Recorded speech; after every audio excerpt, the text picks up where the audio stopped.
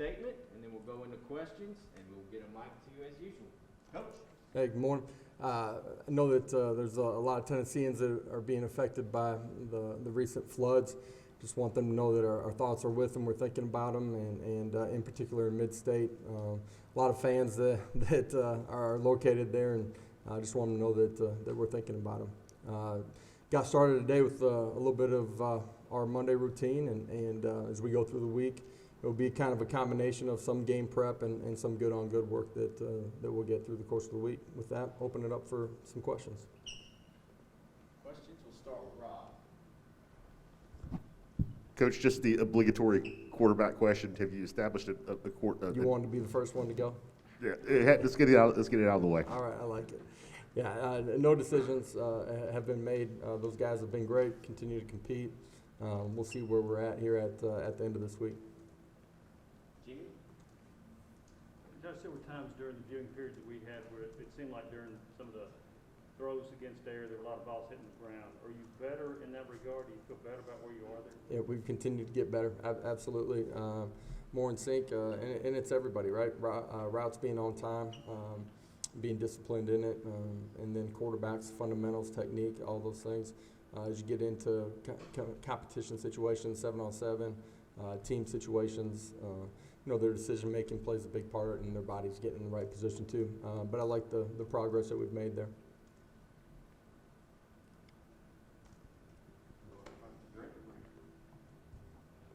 Coach, I know there's always work to be done, but as you get to this point in camp, do you feel like your team, you're getting to that point where it's time to play, that you need to hit somebody else, you need to do some things? And how much is that balancing act this week of game prep versus continue to kind of beat on each other in that 11-on-11 work? Yeah, I like that you started by stating the obvious right there before your question came out. Yeah, we got a lot of work.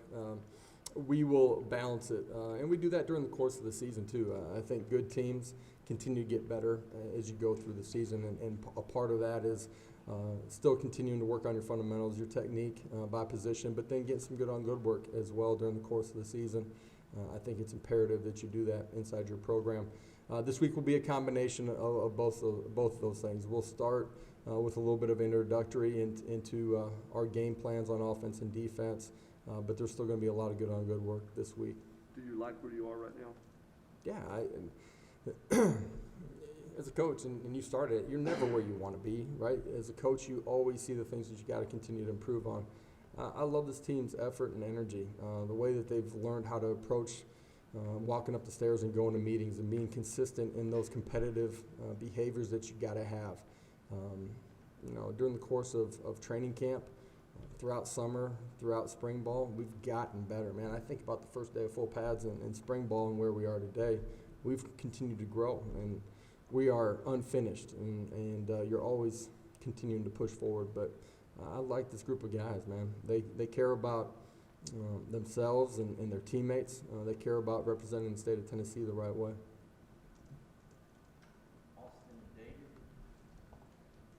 Rob asked the question about the quarterbacks. I'll ask the question about vaccinations. Percentage-wise, can you give that at this point? And then everybody wants to talk offense and defense, but how do you feel about your special teams units and your return and all that stuff? Yeah.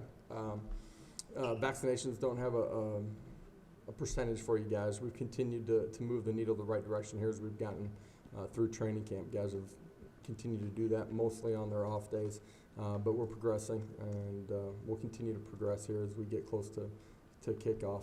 Special teams, I think you got some real experience with Paxton, right? And his consistency as a kickoff guy, as a punter, is important to our program, right? And a guy that, in some respects, I think it's easy for fans or for staff to take for granted in some ways.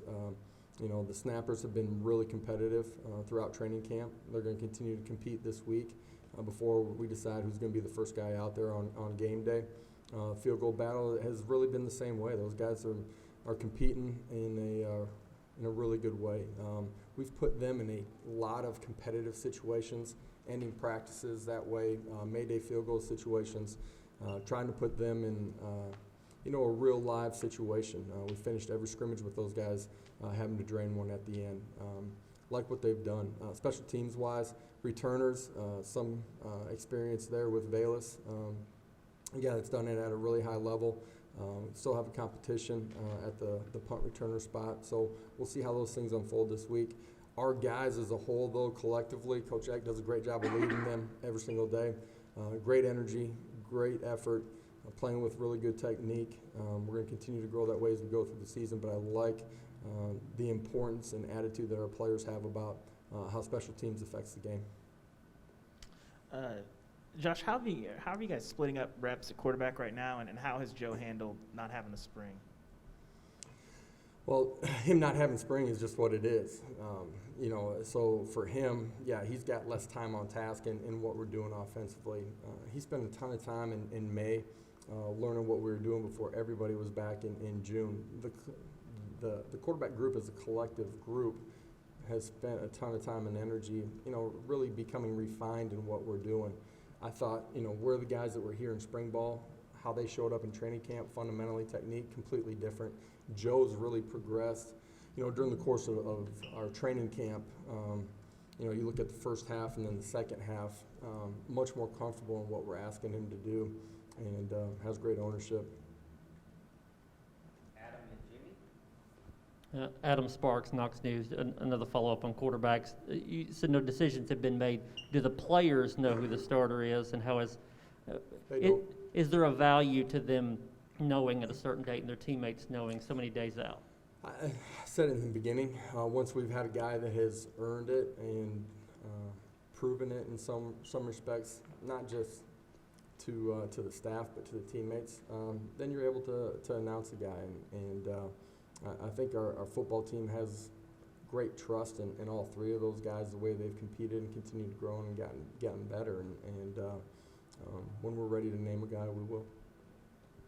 Josh, is there a particular area of your team, whether it's offensive line, defensive line, secondary, wherever, that you think's a lot better now than it was at the end of spring? Yeah, first one would be our linebackers, just who we had, number of bodies, or lack of number of bodies at that position during the course of spring ball. Getting a couple guys back healthy off of injuries. They've come back and have competed at a really high level.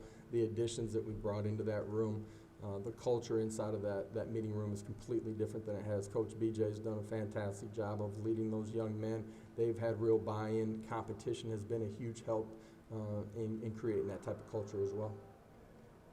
West and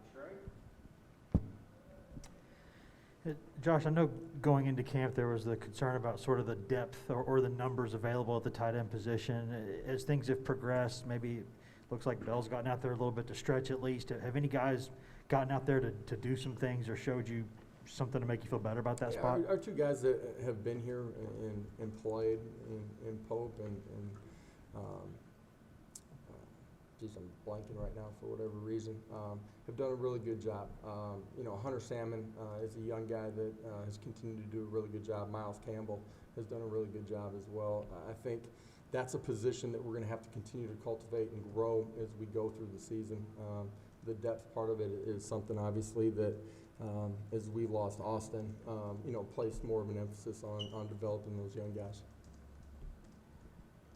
Josh, when you look at how you guys are trying to install the offense in the spring, and then you get here to fall camp, how do you think your players have adapted playbook-wise, but also, maybe formations that you're running out there in practice, them getting that down? Do you think that they've been able to grasp what you've been putting out over the last 4 or 5 months? Our kids do grasp what we're doing. I think during training camp, because you're constantly installing, you get to game week, a week from now, and you put in your package.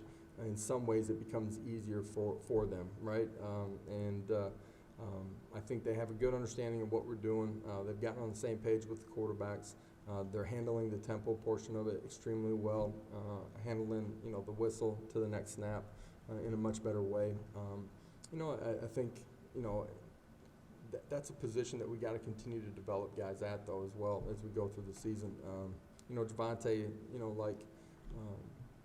Milton, we were talking about earlier, it's a guy that's only got 14, 15 practices in what we're doing. So he's a guy that's really come on here the last 4 or 5 practices as far as comfort and understanding how we want to play and then being able to play the play. Ben and Brent. just with it being 10 days away from kickoff and it being kind of a Thursday night game and the quirkiness of that, are y'all still in fall camp mode, and what will preparation look like over the next 10 days? This week's really kind of a combination. We'll get some scout looks, practice squad looks that, you're trying to anticipate what you might see from the other side on game night. At the same time, I think it's important that you continue to build your football team, so we'll do some good on good as well. When Coach Ellerby was in here, he said he felt like he had 9 or 10 guys on the offensive line that he thought he could play. But where do you think the depth of that unit is now, and how comfortable are you with where that group has progressed the last 10 days? As an entire roster, we're thinner there than you would want to be, just numbers. But I think the guys have grown, right? The guys that aren't in the starting 5 have really started to grow, and at that position, eventually you're going to get somebody nicked up, right? And the versatility of some of those guys will be important too, being able to move from left side to right side, or being able to play multiple spots inside too. Eric and Austin. Kind of the same question about the wide receivers. How do you like the depth of that position? I think there is some depth there. We got some guys that are young in what we're doing. I mentioned Javante earlier. Jalen was out for a portion of spring ball. I think he's really started to grasp what we're doing inside, playing in the slot a majority of the time. I think we have the ability to play, 5, 6 guys there, and all of them compete and play at a really high level.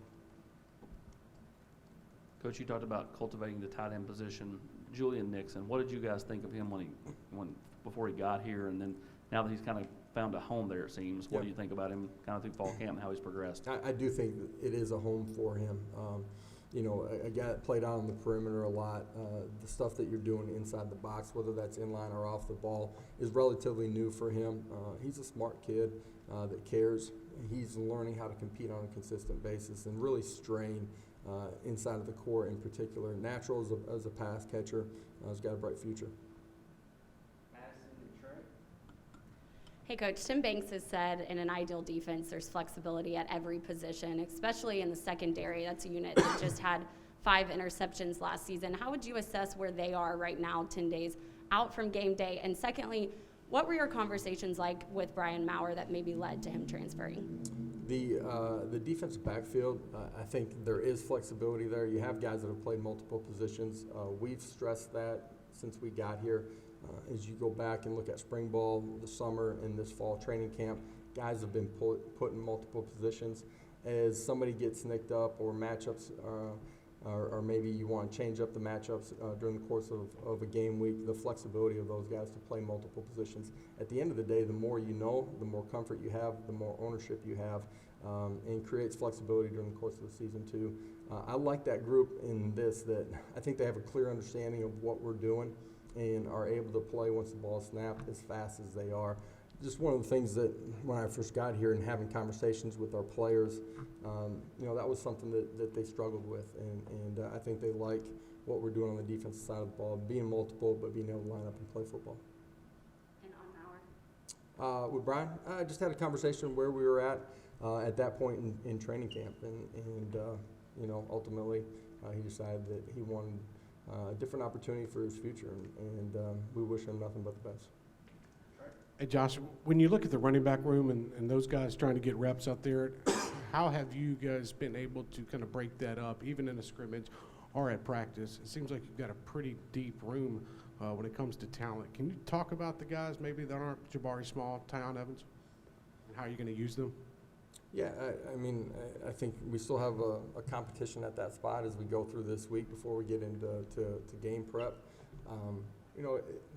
That's a room that you're going to ultimately end up playing 5 guys, maybe 6 during the course of the season. So even if you're not the 1 or the 2 that's running out there the first week of the season, continuing to grow and mature, and everything's been earned inside of this program from the moment that we got here. They've competed in a good way. Some of them got to continue to grow, but we're going to continue to cultivate that. Last question in the back. Should I just go? Yeah, go ahead. Hey, Coach, I'm sure you've been asked this in the past, but I'm new, so I'm going to ask it anyway. You developed a lot of great quarterbacks in your time coaching. What are the traits that the starting quarterback of your team will have? Physically, there's a lot of different traits. Some are big, some are small, some are freaky fast, some have a freaky strong arm, some are great anticipation throwers. At the end of the day, I think competitive spirit's the number one thing that they got to have. They got to be wired in a way that they're going to compete in the building with their teammates and when they're by themselves every single day. And I think that leads to a leadership trait too, that you get 10 other guys, but ultimately 120 other guys on the football team to really buy into you, and that comes starting by your work habits. The guys that are competing for the job here have all done that in a really positive way. There's some similar traits between all of them, but there's some differences too, and at the end of the day, as a head coach and as a staff, you got to trust that guy with the ball, and he's going to be your lead decision maker, and he's got to be sound in what he does. All right, thank y'all. We will be sending this video out quickly too. Guys, have a great day. Thank you.